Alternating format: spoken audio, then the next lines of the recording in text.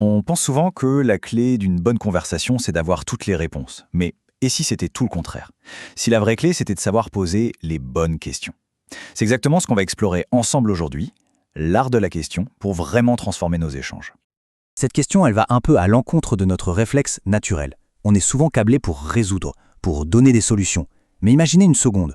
Au lieu de donner une réponse toute faite, on offre un outil. L'outil qui permet à l'autre de construire sa propre solution.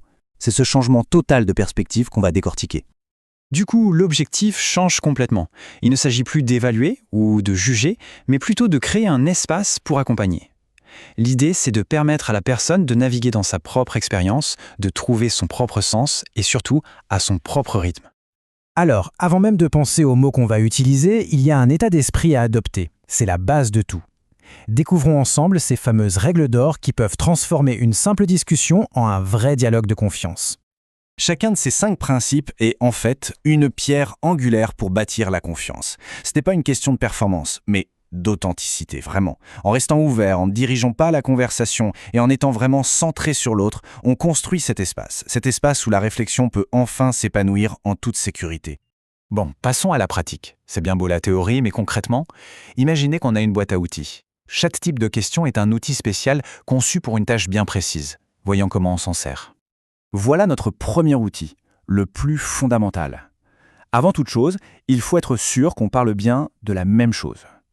L'objectif ici, c'est simple.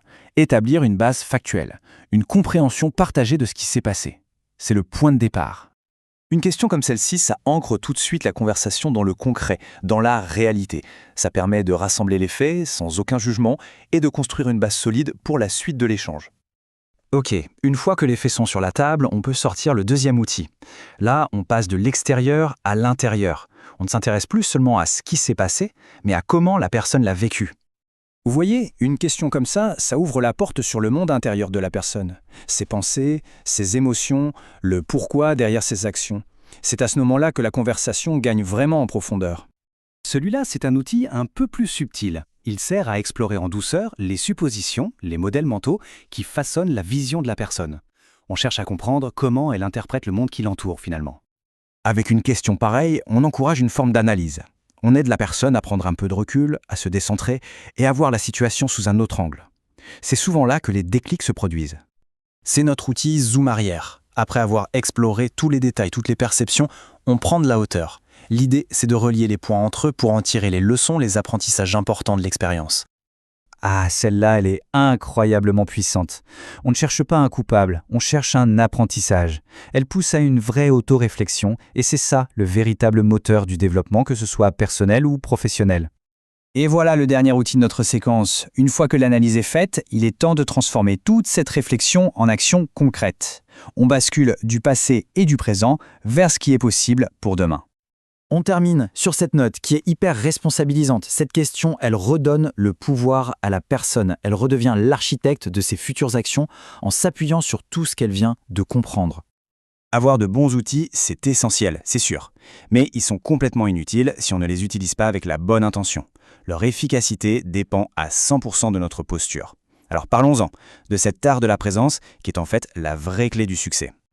Chacun de ces points contribue à créer ce qu'on appelle la sécurité psychologique.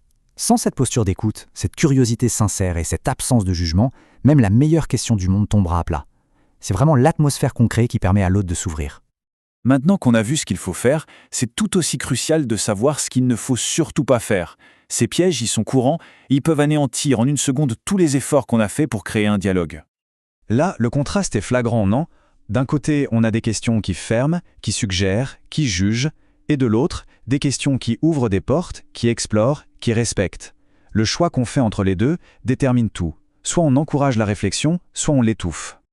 Bien, maintenant, on va rassembler tous ces morceaux. Comment est-ce qu'on orchestre tout ça dans une vraie conversation ? Voici une petite séquence, logique et facile à retenir, pour appliquer ces outils de manière fluide. Ce petit protocole, il crée une sorte d'arc narratif naturel. On part d'un événement passé, on explore ce qu'il signifie en profondeur et on se projette vers des possibilités futures. Chaque étape s'appuie sur la précédente pour guider la personne dans sa propre réflexion, pas à pas. S'il ne fallait retenir qu'une seule chose, ce serait ça. Le but ultime, ce n'est pas d'être la personne qui a les réponses, c'est d'être celle qui pose les questions qui permettent aux autres de découvrir les leurs. Et ça, c'est un changement de posture radical. Et pour finir, une petite pensée à emporter avec soi. Dans chaque conversation qui vient, au travail ou dans la vie de tous les jours, il y a une opportunité cachée. L'opportunité de poser cette seule bonne question qui pourrait tout changer. Alors laquelle ce sera ?